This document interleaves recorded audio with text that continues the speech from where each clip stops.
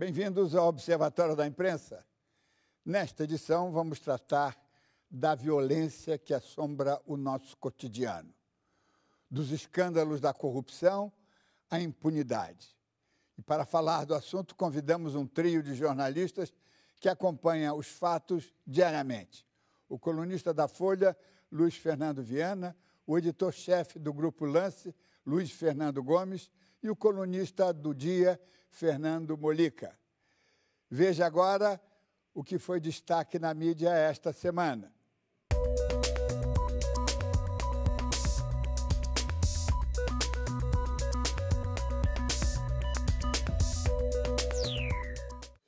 O mega escândalo padrão FIFA tem um personagem que precisa ser investigado com especial empenho pela imprensa.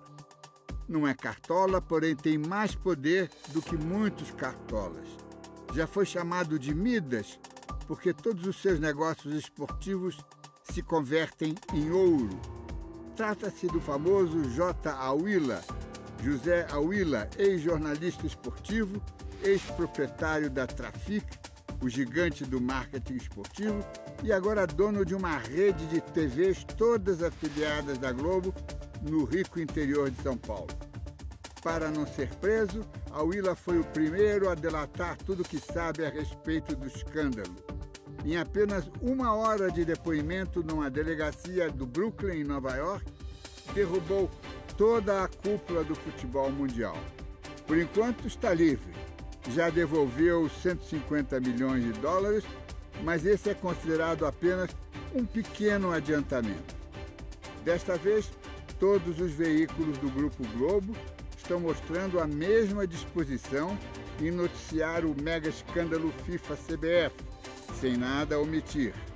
Porém, não é difícil adivinhar quando é que este ímpeto saneador voltará a ser refreado.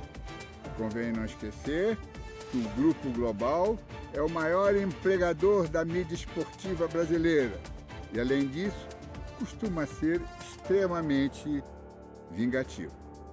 Logo, logo seremos obrigados a examinar como é que as emissoras de Auila podem continuar como concessionárias de um serviço público com seus acionistas implicados em tantas malfeitorias. Este 2015 está se mostrando horrível para muita gente que sempre desfilou na frente das câmaras.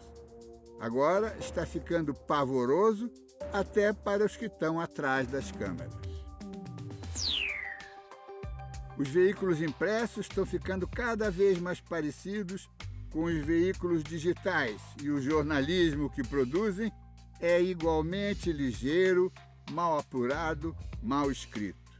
Deve ser por isso que os jornais perdem circulação e o tempo de leitura de um jornalão hoje está em 15 minutos contra os 40 ou 50 minutos de há 2 ou 3 anos atrás.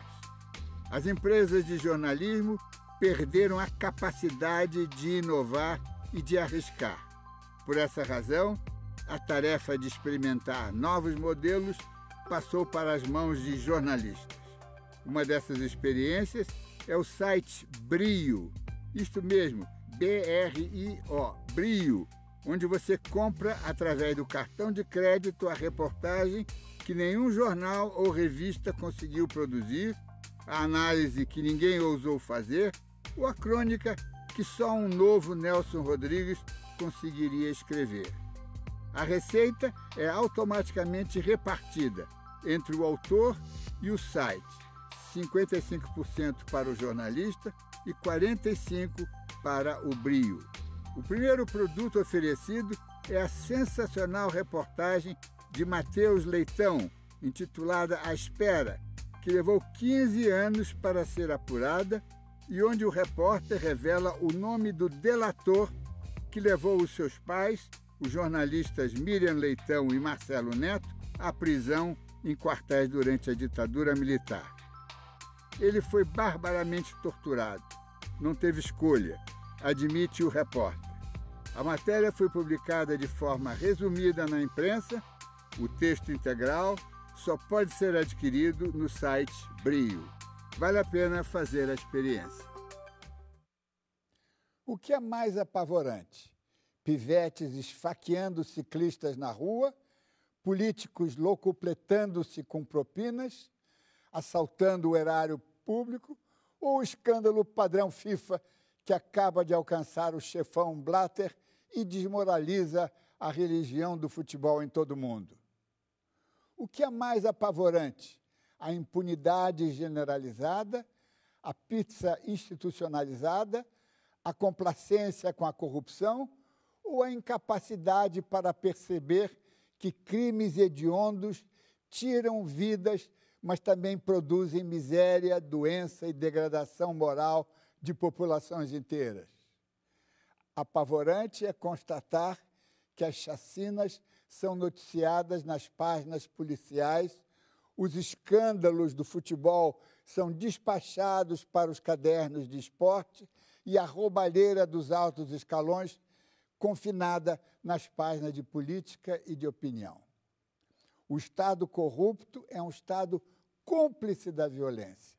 A malfeitoria impune é a mãe de todas as malfeitorias, com ou sem sangue.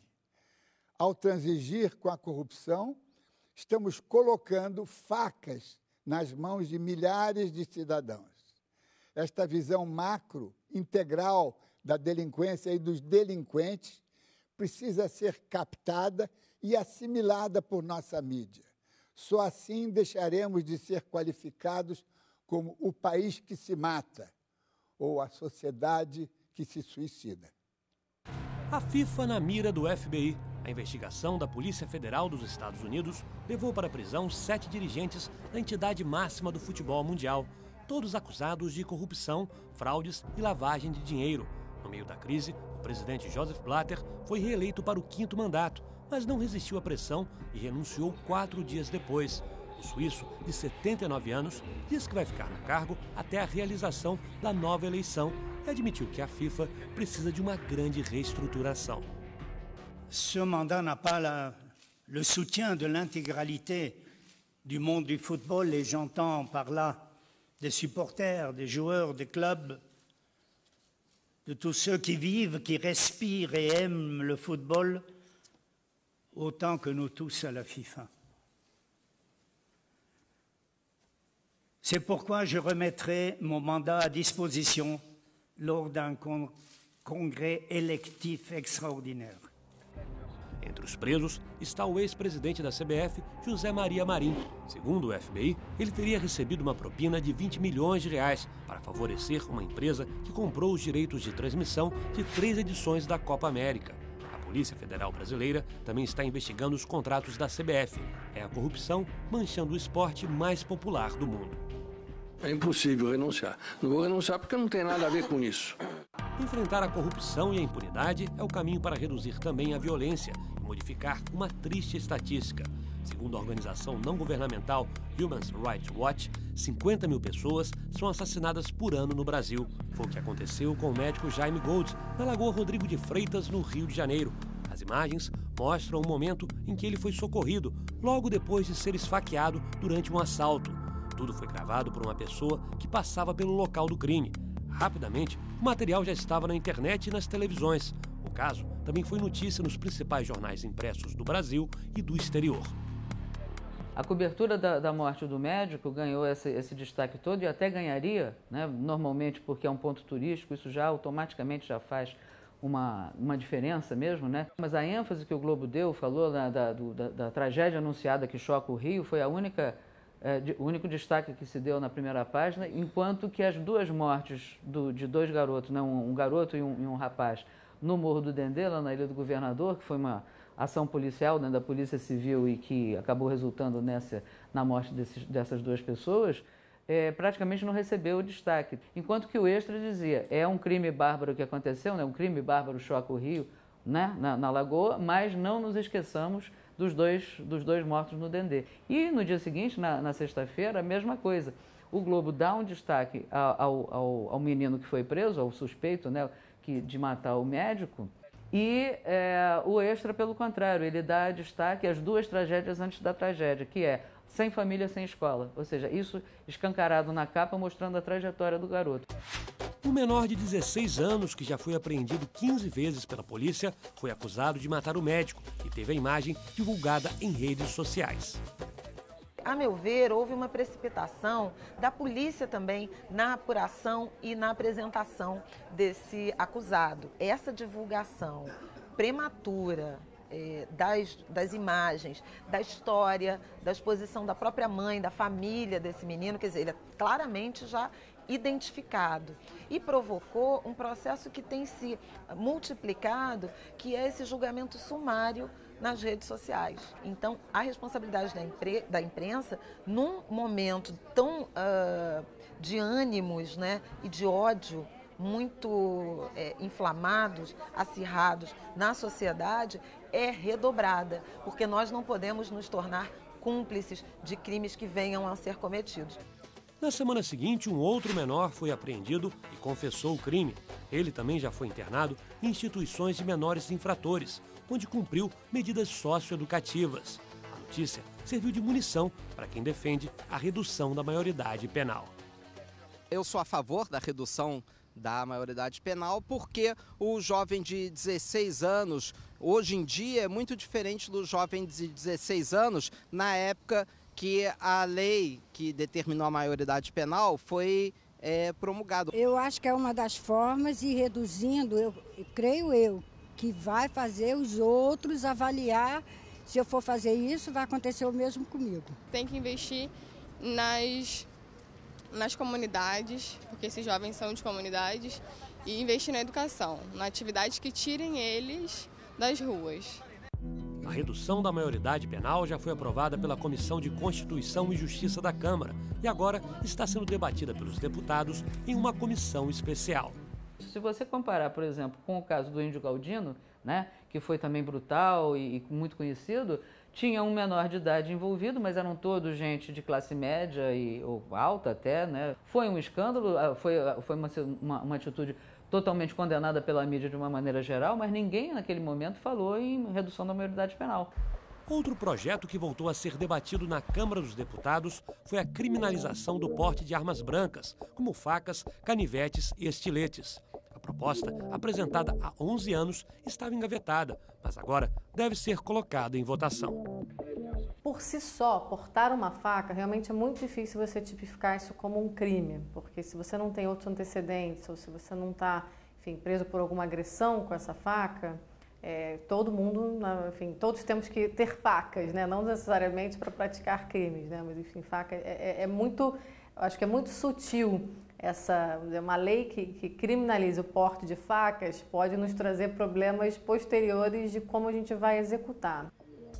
O mesmo parlamento que pretende criminalizar o porte de armas brancas instalou uma comissão para discutir um projeto que estabelece regras mais brandas para o porte de armas de fogo, praticamente revogando o Estatuto do Desarmamento.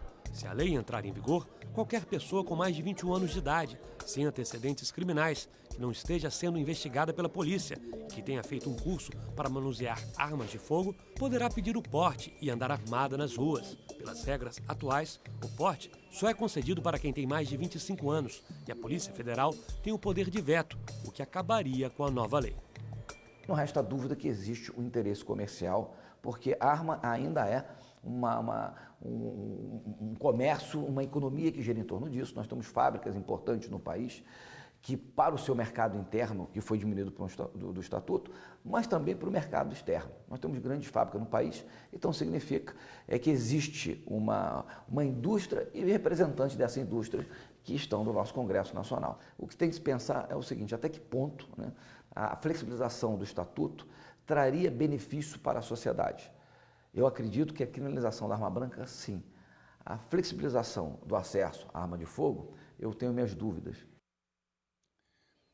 Luiz Fernando Viana, escrevendo para um jornal de São Paulo, você se obriga a olhar a coisa com mais perspectiva, né? Uma perspectiva nacional, não é um jornalão nacional. Mas eu queria saber como é que você vê esse panorama delinquente, não é? Que são delinquências que se justapõem, seguidas, umas com sangue, outras sem sangue, mas tudo é crime, não é? E a imprensa não consegue juntar isso no mesmo horror?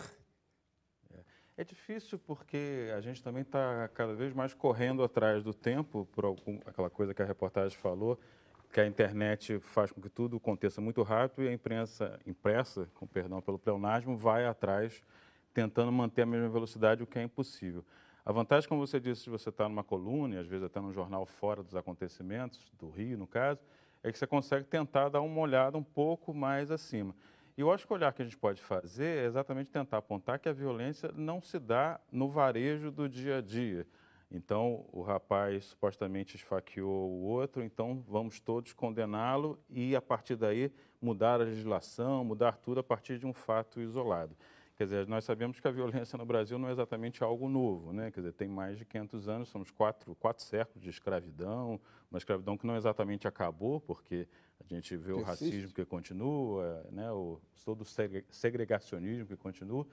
Então, acho que a gente pode também fazer, e a imprensa deveria fazer, e eu acho que faz pouco, é mostrar que exatamente as causas são um pouco mais profundas, são históricas, e que se a gente ficar sempre tentando repercutir o clamor mais imediatista, a gente só vai alimentar esse caldeirão e, na verdade, não consegue encontrar solução. Quer dizer, é o que a gente está vendo aí. E esse caso do menino apreendido no dia seguinte ao assassinato do médico é muito significativo, porque a gente já sabe hoje que ele nem estava na cena do crime. Quer dizer, ele negou e... Ele negou e realmente não estava. O que não quer dizer, parece que outros menores estavam, não é essa a questão, mas assim, até que ponto é esse tipo de polícia, esse tipo de justiça que a gente quer? Uma coisa imediatista, sumária, né? Sumária, um sumário que é cometido pela polícia e é ecoado nas redes sociais, nas ruas, e a partir daí você passa a tentar mudar toda uma legislação, todo um arcabouço constitucional do país, civilizatório, simplesmente para tentar dar uma resposta imediata para isso. Vamos a outro Luiz Fernando. Hoje nós temos um bando de Fernandos aqui, mas esse é o Luiz Fernando Gomes. Como é que você vê isso, Luiz Fernando? Eu acho que o que está faltando, Diniz, é de se discutir as coisas, é análise, é aprofundamento dos temas, coisas que eram o papel da imprensa. Quando a internet surgiu, se dizia, os jornais vão cuidar do amanhã, vão cuidar da discussão, e não se consegue fazer isso. Quer dizer, os jornais vão a reboque, como o meu xará disse aqui, dos fatos. E mais do que isso, a reboque da falta de política e da falta de planejamento que existe em todas as áreas do Brasil. Então, há um crime, vamos proibir, vamos criminalizar a arma branca, vamos botar a polícia parada lá, um carro da polícia parada lá, como se isso fosse resolver o problema. Vai ter um crime em outro lugar, aí vai botar na saída do túnel em todo lugar. Essa falta de política pública, tanto na questão de estratégia, mais do que política, de estratégia, tanto na questão da violência quanto na questão da segurança.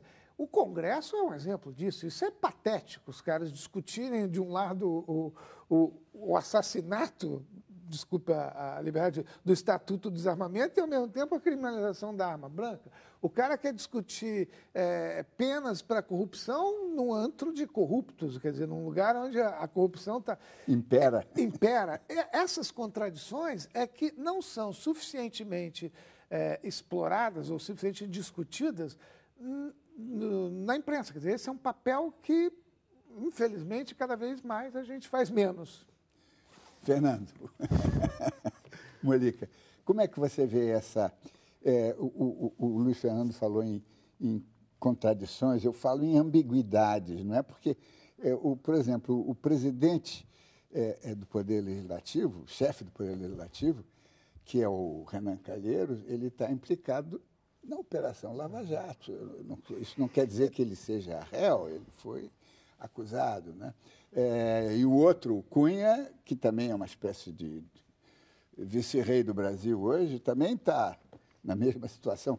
Isso tudo, sabe, isso continua rolando e ninguém para dizer, peraí, toca o apito, para o jogo, vamos começar de novo.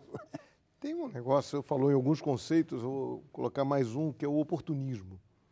É muito mais fácil, é claro, que quando um sujeito, né, é assassinado com uma facada, isso nos choca, né? É claro, tem sangue, tem um elemento, mas isso também dá margem para essa discussão simplista.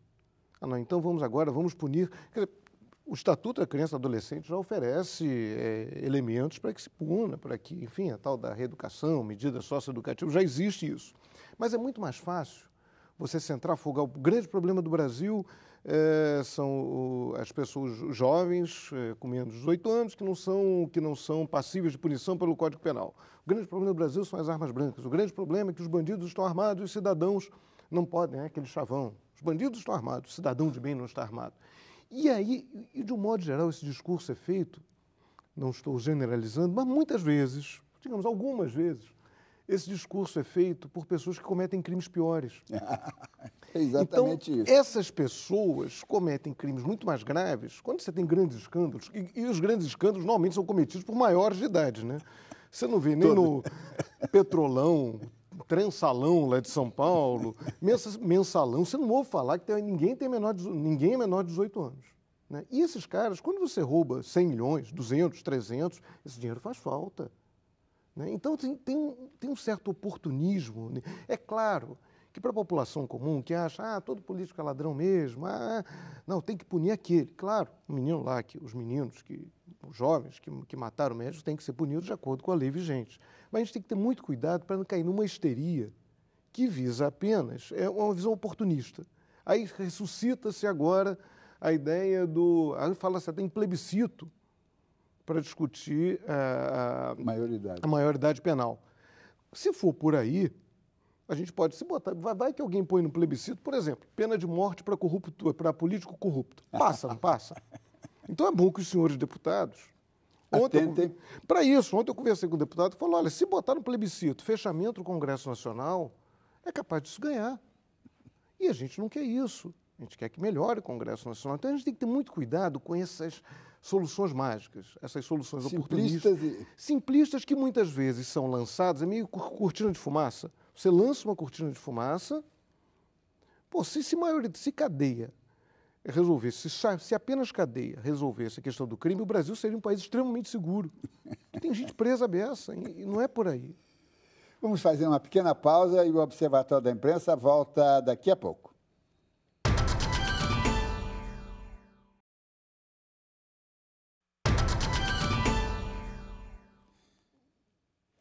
Estamos de volta com o Observatório da Imprensa, que hoje analisa as violências do nosso dia a dia.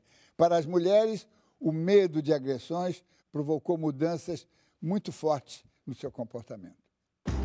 Pesquisas apontam que a violência contra as mulheres aumenta a cada dia, um problema que atinge todas as faixas etárias, mas que tem uma concentração maior entre mulheres pobres e negras.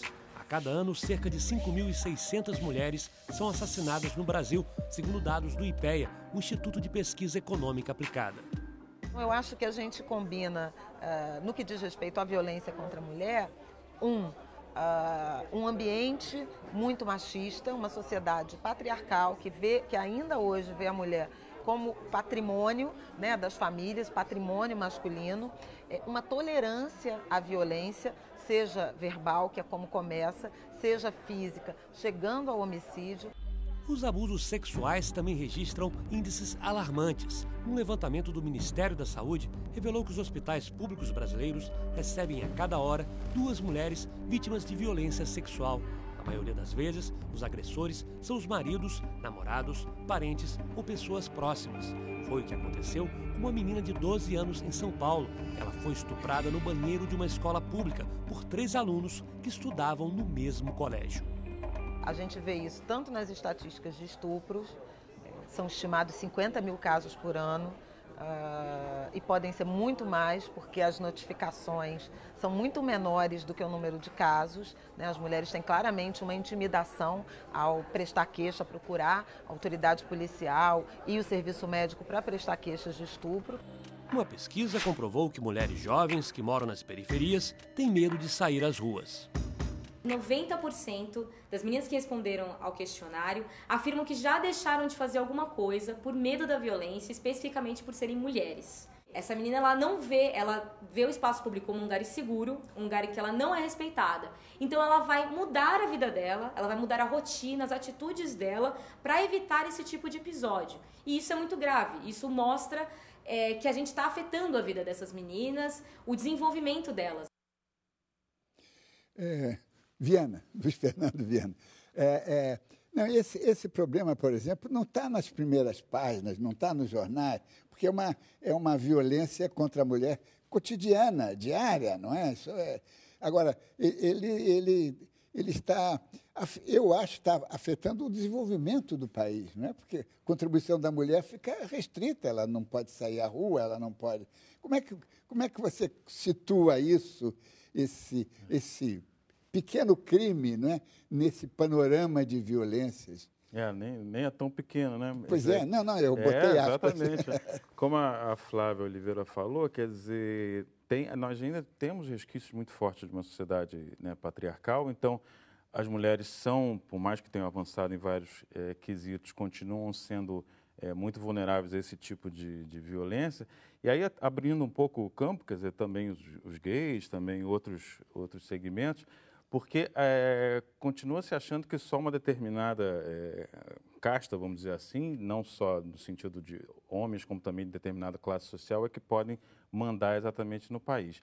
Por um lado, é bom que essas mulheres e também vários outros segmentos consigam ter mais voz e entrar mais na sociedade, mas, obviamente, o conflito também se acirra, porque, na verdade, essa tradição da sociedade muito patriarcal, muito violenta, não quer abrir mão de certas regalias que tem.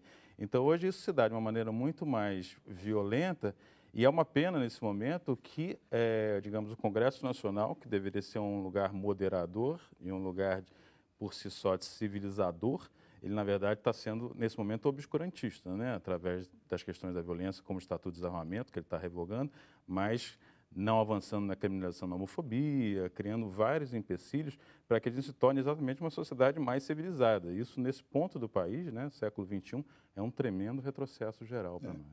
O próprio presidente da Câmara tomou posse dizendo, olha, uma coisa não contem comigo e vai ser contra, vai travar, que é a aprovação de aborto e casamento gay. Não é? Nem discute, não aceita nem discutir. Né? Quer dizer, isso é de um caudilismo, de um arbítrio tremendo. Agora, puxando um pouquinho para essa coisa da FIFA, não é? Que também é uma... Luiz Fernando Gomes, né? O Gomes, o negócio da FIFA, quer dizer, o Brasil convive com a corrupção no futebol, admite. Tudo bem, quer ver um grande jogo, e um grande astro e um grande goleador, e estamos conversados, né? E a gente vai aceitando essa delinquência em cima da delinquência. Eu acho que a gente é o país da tolerância com essas coisas. Foi aqui que é o rouba mais faz, que durante anos se repetiu. Essa questão do feminicídio, falamos que íamos errar, né? Do feminicídio. Por exemplo, essa história de você ter vagões reservados para mulheres numa cidade como o Rio de Janeiro, ou que São Paulo não tem, mas isso é a falência da instituição. Da civilidade. Da civilidade. E isso é vendido como uma coisa positiva. Encontramos uma solução. Não encontramos solução para nada. É igual o piscinão de Ramos, né? Que é reconhecimento da falência da poluição da Baía de Guanabara. Nós, ao invés de enfrentar e ao invés de não tolerar, ou a gente tolera, que é a história, como você está dizendo, do gol, do não sei o quê, do artilheiro, ou a gente cria situações que você passa a incorporar essa falta de civilidade ao dia a dia, ao cotidiano. O futebol não pode ser diferente do resto da sociedade. Quer dizer, o futebol é o retrato da sociedade em que a gente está inserido. E aí, eu te diria assim, pós-Copa, eu acho que a resistência que surgiu contra a cartolagem, que nasceu contra a cartolagem brasileira, foi até surpreendentemente mais forte do que a gente tem hoje, oposição em relação a outros tipos de... Sim, também foi o vexame do 7-1, deu um Talvez, certo impulso. Contribui bastante. Um pouco de vergonha na cara, mas não o suficiente. Murica, como é que você vê esta roubalheira, essa confusão, que isso envolve tudo, não apenas o cartola, mas também os agentes, os marqueteiros esportivos, a mídia. Isso dá vontade de levantar, quando estourou esse negócio da FIFA, né, dá vontade de levantar aquela plaquinha, né? Eu já sabia, porque todo mundo já sabia, né? Claro, o Ricardo Teixeira, ele foi muito esperto, que há alguns anos que havia repasses de loteria para a CBF. Quando ele viu que o Congresso começava a ameaçar investigar os setores do Congresso, ele tratou de dizer que não queria mais, que a CBF não queria mais verbas públicas, numa tentativa de escapar do Ministério Público. Da tentação. Não, é porque aí ele se afasta da fiscalização, porque ele alega que isso aqui é uma entidade privada. Claro. É uma entidade privada, portanto, o governo não tem que se meter. Agora, é uma entidade privada curiosa, porque ela usa o hino nacional, ela usa a bandeira nacional, ela representa o Brasil, ela tem uma representação quase que diplomática, né? A seleção brasileira é um elemento da diplomacia brasileira. Isso. Várias vezes foi isso. E é um patrimônio cultural. E é um patrimônio cultural do povo brasileiro. Também, não é? Sim, ela tem ela é a nossa história, ela nos representa, ela representa o Brasil. É uma coisa até bonita quando você vê o Oriente Médio. Matéria você vê às vezes um menininho palestino, um outro menininho judeu, os dois com a camisa da seleção. Isso me emociona muito, né? Então, assim, tradicionalmente é algo assim, como brasileiro, eu fico emocionado. Acho que isso é um patrimônio do povo brasileiro. Agora, as coisas, como você falou, há uma tolerância, todo mundo sabe que é assim, mas olha, a relação dos clubes, essa manutenção da estrutura amadora dos clubes, que é uma... Como assim amadora? Milhões de... Aí, assim, você não vê dirigente de clube pobre. Os clubes são sempre pobres. Agora, quem gravita em torno do futebol, dirigentes, empresários, alguns jogadores, nem todos, a grande maioria, inclusive, é explorada, né? O menino de 12 anos, às vezes, tem passe comprado, tem um contrato de gaveta. Já. E o Brasil, escravizado. Né? Escravizado. E esse país que já tem uma tradição de comprar e vender gente, né? Esse país foi criado, né? Aí as pessoas acham, o garoto tem 12 anos, já fez um contrato com o Barcelona, que loucura. Isso é escravidão, você calma. Né? Num país que oferece tão poucas oportunidades, né? Principalmente para os mais pobres. Então, assim, esse caso agora da FIFA ter estourado é muito bom e é muito didático. Agora, tomara que ele sirva. Está circulando no Congresso a MP do esporte, né? Medida provisória do esporte, que é até bom que deve sair, porque ela foi proposta pelo governo petista e é relatada por um deputado tucano, o Otávio Leite. Então, temos uma boa chance dessa picuinha PT, PSDB não atrapalhar esse negócio. É um bom momento para isso. Né? Esse escândalo cai na hora certa, que essa medida provisória... Hoje foi lido o relatório provisório, né? Semana que vem ela deve entrar em votação. É um grande momento. Agora, tem que ver, porque o Congresso Nacional também tem a tal da bancada da bola. Sim. O Ricardo Teixeira cansou, a CBF cansou de patrocinar encontros, inclusive levava juízes de direito, não é juízes de futebol, não, mas juízes de direito, desembargadores, para participar de mordomia, viagem. Então, tem um negócio contaminado aí, que a gente tem um bom momento para isso. Pois é, Viana, essa promiscuidade, essas delinquências que se entrelaçam, né? Esse emaranhado, é que precisa... Eu acho que isso caberia à imprensa dizer, porque não é? A imprensa tem que ser adulta, e só os adultos conseguem dar um olhar holístico da coisa. Né? Não, a imprensa entra no negócio do varejo, né? Como é que você... A imprensa até já cumpriu um bom papel em vários momentos da história, inclusive recente, mas nós da imprensa estamos muito enfraquecidos economicamente, moralmente, e eu acho que há certas opções de certos órgãos de imprensa por radicalizar suas posições políticas, não é só uma opção ideológica, mas é também mercadológica. Né? No caso, a gente fala da revista Veja, que é uma revista semanal, o modelo de revista semanal é um modelo um pouco em desuso, em decadência, porque os acontecimentos se dão numa velocidade que a revista semanal não dá mais conta de cobrir. Então, você passa a adotar uma postura realmente de bandeira de guerra. Olha, eu estou aqui com o meu grupo e vou até o fim com esse grupo. Isso é péssimo para a imprensa. Né? Claro. E os jornais diários, ainda que tenham mais condições de dar conta desse noticiário, às vezes você começa a ver certos movimentos também de facção, de sectarismo. Né? Estou defendendo a minha classe média, o meu leitor. Isso dá a impressão de que eles estão garantindo um certo mercado, mas, na verdade, é uma coisa um pouco autofágica, um pouco suicida, né? Porque, na verdade, você tira da imprensa um lado civilizatório, investigativo, e vira uma coisa um pouco advogado de porta de cadeia. Eu estou defendendo os meus clientes. E a gente está um pouco indo para o buraco todos juntos, né? Infelizmente. A imprensa. Nós da imprensa. Ou melhor, os empresários da imprensa. Não, e esse negócio do esporte tem um agravante, é que as grandes redes de televisão no Brasil, elas são também produtoras de conteúdo de entretenimento, elas produzem o seu entretenimento, o que é bom, de um lado, a sociedade brasileira é uma grande produtora de audiovisual, né? A televisão brasileira produz muito audiovisual, numa quantidade que talvez nenhuma TV, poucos países do mundo têm essa produção própria. Agora, ao mesmo tempo que ela produz o entretenimento, ela faz jornalismo e transmite o esporte. Tem uma contradição, entretenimento e jornalismo e compra de direitos esportivos, isso é uma coisa muito complicada. Eu não gostaria, quer dizer, até gostaria que eu ia ganhar bem a beça, mas deve ser uma função muito complicada você gerenciar os seus interesses, qualquer uma televisão, não estou me referindo especificamente a A, B, C ou G, né? Eu estou falando, você tem que fazer um jornalismo, você tem que fazer, né? Fazer um independente. E, ao mesmo tempo, você depende de fazer um acordo com a CBF, com a Trafic, com a FIFA, com o Comitê Olímpico Internacional. Como é que você fica? Você vai bater naquele seu parceiro de negócios?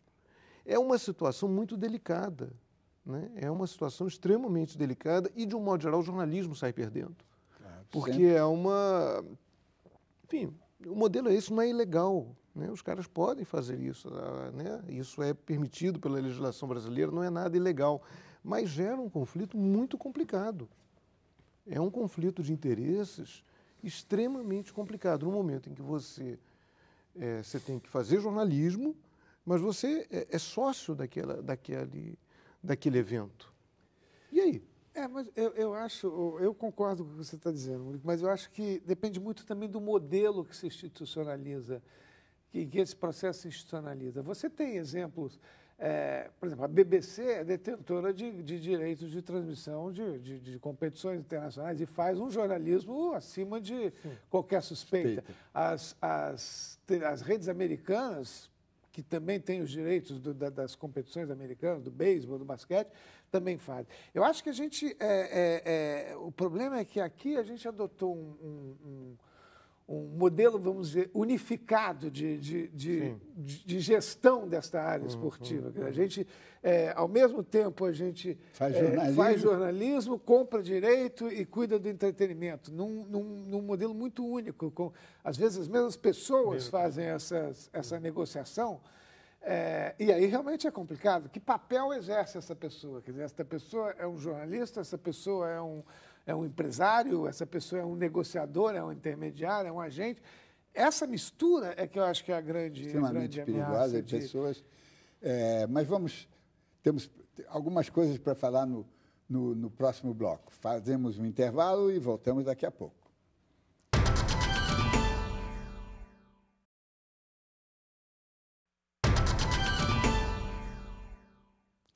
O Observatório da Imprensa está de volta com o programa que discute e reflete sobre as violências. No Sul, os índices de criminalidade assustam e já podem ser comparados com as das metrópoles do Sudeste do país. Infelizmente, aqui para nós, gaúchos, moradores de Porto Alegre, ou das cidades do interior do Rio Grande do Sul, a violência não é mais um tema distante. A violência urbana, ela preocupa na mesma medida que ela preocupa os moradores do Rio de Janeiro ou de São Paulo. Aquele mito, né, de que o Sul tem outros indicadores, outra relação social, ele se desfez com o tempo. A gente tem alguns indicadores tão graves ou mais graves até, proporcionalmente à população, do que São Paulo tem, por exemplo. Outro dado que também influencia na nossa cobertura e nos faz cobrir mais e com mais intensidade violência, as questões de violência, é que ela está ficando mais epidérmica, ela está ficando mais próxima da gente. Então a gente procura pontuar isso, que não é mais uma questão social, não é uma questão de algumas classes, de algumas regiões das cidades, mas ao mesmo tempo ainda o ambiente não é de um alarmismo, de deixar todo mundo terrificado, de deixar todo mundo paralisado dentro das suas casas, né? Outra questão que a gente tem, fruto da interação com o leitor, é esse sentimento muito claro de que o leitor tem pressa em resolver a violência e de que os métodos, a visão que ele tem de solução da violência é bem simplista. É matar o bandido, é confinar o bandido na prisão, é bandido morto, é bandido bom, é bandido morto, enfim. Aquelas questões que, infelizmente, a gente cada vez mais convive com elas, né, na relação com o nosso leitor. E aí é uma questão institucional, uma questão editorial, uma questão de valor nossa, não compactuar com esse tipo de leitura, não achar que barbárie se responde com barbárie. Viana, essa visão de um país que é nosso, não é? E ninguém se lembra do que está acontecendo no Rio Grande do Sul, não é? Que parece um pedaço da Europa. Eu acho que já não é mais há muito tempo. Né? Pois é. Eu acho que tem isso que ele falou da violência, mas eu acho que, já que a gente está num programa da imprensa, eu acho que é bom que a gente falar também do nosso papel nisso, né? No caso desse menor apreendido pelo crime na Lagoa, a gente viu como o rosto dele acabou aparecendo, a família dele acabou aparecendo. A gente teve um caso recente também, eu até escrevi, que houve 2 assaltos a pessoas de classe média que, quando apareceram esses personagens, eles foram protegidos pela sombra, e esses adultos, né?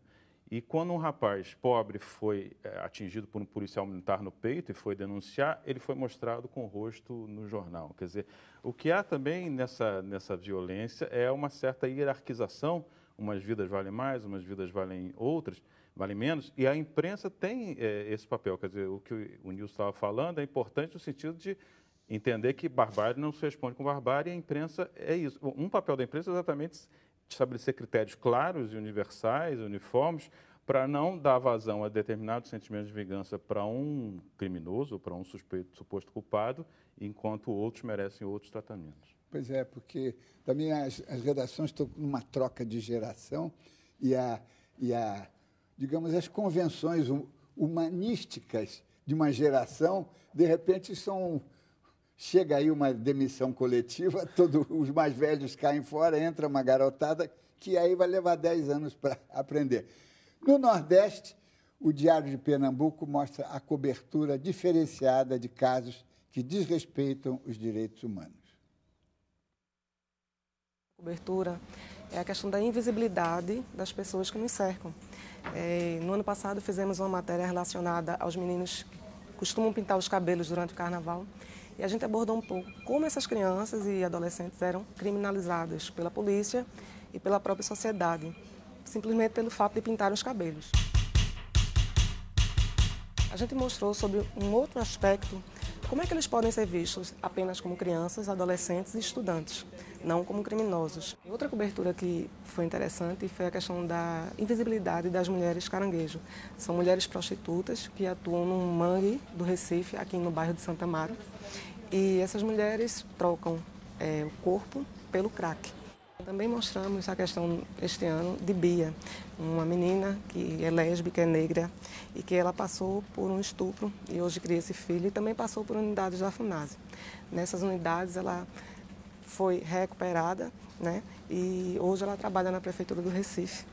Hoje ela está feliz. E essa história de Bia foi uma forma de mostrar uma nova alternativa para a questão da redução da maioridade penal. Este ano nós fizemos uma cobertura que chamou a atenção, inclusive nas redes sociais, que foi a história de um padre que estava sendo extorquido por uma pessoa que ele teria tido um relacionamento amoroso. E a abordagem dessa cobertura foi interessante porque puxamos a questão desse ato criminoso e não o fato do padre ser homossexual. Nem sempre é fácil fazer cobertura relacionada a direitos humanos, porque as pessoas ainda são muito preconceituosas e veem essas pessoas à margem da sociedade, realmente como à margem, querem elas distantes, e nem sempre elas são bem vistas num papel jornal. Pois é, isso nos leva, nesse finalzinho de programa, a tratar da imprensa, porque a imprensa está em toda, sabe, ela está presente em todo tipo de violência, ou seja pela parcialidade, ou seja pela complacência, ou às vezes até, como nós vimos aí no caso do esporte, uma certa participação, não é? E eu acho que, enquanto a imprensa não conseguir se livrar, lavar as mãos mesmo, né, a coisa vai ficar sempre ambígua, né? Como é que vocês veem? Olha, Diniz, eu acho que a imprensa tem um papel civilizatório, né? Eu sou de uma geração que ainda pegou o finalzinho da ditadura. Então, esse conceito de direitos humanos, a imprensa ajudou a disseminar o conceito de direitos humanos. A imprensa foram os jornais, os jornalões, a imprensa burguesa, como se diz por aí, que fizeram matérias sobre violência policial, que alertaram para a existência da violência policial, que mostraram que isso não era normal. Eu acho que sim, tem um papel relevante. Eu acho que os jornais tiveram e têm um papel relevante nesse processo. Agora, acho que talvez hoje os jornalistas estejam se comportando mais como... Hoje, jornalistas, é difícil generalizar, mas uma ideia assim de vítimas. Nós também somos vítimas da violência em potencial. Nós vamos sair daqui, do estúdio, qualquer um de nós pode ser assaltado. Então, talvez tenha perdido um pouco essa capacidade de criticar, de ter um papel mais crítico. E a gente tem que ter muito cuidado para não cair no coro geral. O coro do pega, mata e come, que nós ainda, a imprensa ainda é, nós somos chamados com muito orgulho, né? É um chavão, mas é ruim, protetor de bandido. Não somos protetores de bandido, somos protetores dos direitos de cada um de nós, até porque qualquer um de nós pode ser acusado injustamente de um crime, qualquer um de nós pode ser linchado, qualquer um de nós, enfim. Então, é importante que a imprensa, como você estava falando, a gente não pode perder o nosso papel. Você também falou do Congresso Nacional, a gente tem um papel... Calma, vamos esfriar um pouco, vamos levar a questão para reflexão. Não vamos cair nesse coro maluco de pega, mata e come, de tem que linchar, tem que bater, tem que diminuir a maioridade penal. Calma, eu acho que esse papel reflexivo é fundamental. E manter os valores constitucionais, os valores humanos, são essenciais, os valores da civilidade, né? Morais, enfim. Eu acho isso que o Monique está falando é muito importante, quer dizer... existe, de parte a parte, esses casos esses últimos casos de corrupção, pegando o Mensalão e depois o Petrolão, e aí, enfim, não estou defendendo ninguém, não estou partindo... Havia razão, algumas coisas que claramente foram feitas ao arrepio da lei, da parte dos próprios tribunais, dos próprios juízes. Não há razão para esses empresários, ao pé da lei brasileira. Eu não estou discutindo se é certo ou se é errado. Eu estou falando da questão legal. Qual é a razão de se manter 9 meses um sujeito preso na legislação brasileira, em que ele tem endereço fixo, ele é primário, ele tem uma série de coisas que a legislação... E ninguém questiona. Por quê? Porque estamos do lado do bem. O corrupto tem que estar na cadeia. Sim, mas hoje é o corrupto. Amanhã não vai ser o corrupto. Amanhã vai ser alguém do bem que o mal vai estar travestido de justiça e travestido de lei e vai agir contra a gente do bem da mesma forma. E aí? Quer dizer, não dá para não questionar, não dá para tomar partido. Não existe o bem e o mal, não existe. Nós entramos no maniqueísmo do bem e do mal. Ou a gente condena uma coisa, uma situação, uma instituição, uma pessoa, ou a gente defende, é santo ou é... Eles não foram julgados. Isso, essa é a questão. O Mensalão, o processo correu com os réus soltos e não houve impunidade. Eles receberam penas pesadas, muitos ainda estão presos e não houve isso. Então, agora, a ideia de prender, não, porque eles são ladrões, tem que deixar mofando na cadeia. Não é assim. Qualquer um de nós, lembrando o caso da escola base, que serve para nós, jornalistas. As pessoas, esse garoto, né, que hoje está vendo que ele é inocente, né, tudo indica, o primeiro que foi preso, por acaso, ele tinha outros crimes nas costas, mas se ele fosse inocente, se ele não tivesse, ele ia ter ficado 15 dias preso. Quem devolve esses 15 dias preso para a vida dele? Então, calma, tem julgamento, existe o Estado democrático de direito. Só para concluir, o caso do Eike Batista é exemplar. É exemplar. Aquele juiz era uma personalidade nacional. O cara é fogo, o cara pegou o Eike, prendeu o Eike, fez isso. Ladrãozinho. Pegou o Eike, pegou o carro do Eike, pegou o dinheiro do Eike. Ninguém investigou. Não fomos nós que descobrimos que o cara... Chegou pronto pra gente. A foto lá do cara, não fomos nós que descobrimos quem era aquele cara. Viana.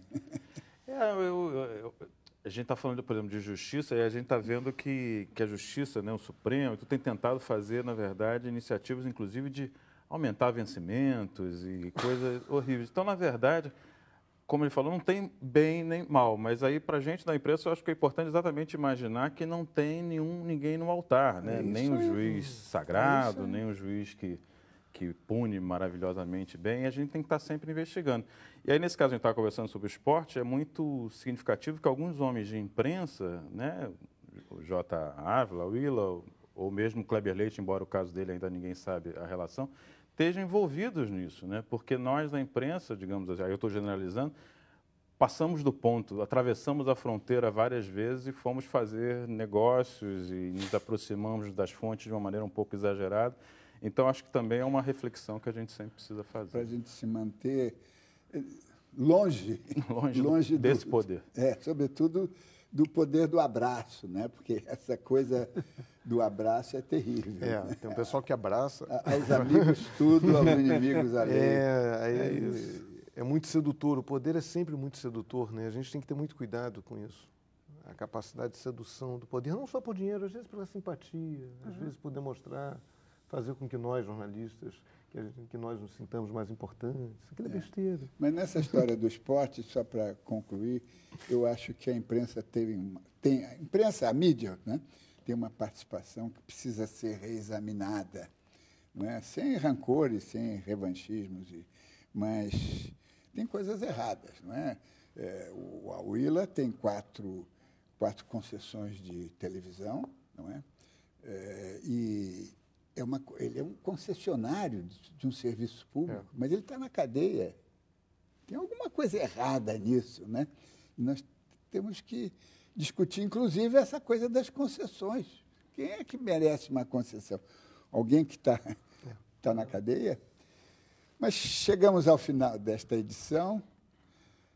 Quero agradecer a presença do editor-chefe do Grupo Lance, Luiz Fernando Gomes, dos colunistas do Dia, Fernando Molica, e da Folha de São Paulo, Luiz Fernando Viana.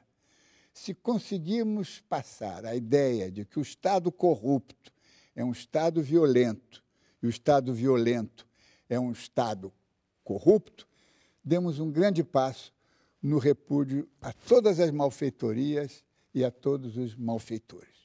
E acompanhando o Observatório da Imprensa pela TV, pelo rádio ou pela internet, você nunca mais vai ler jornal do mesmo jeito.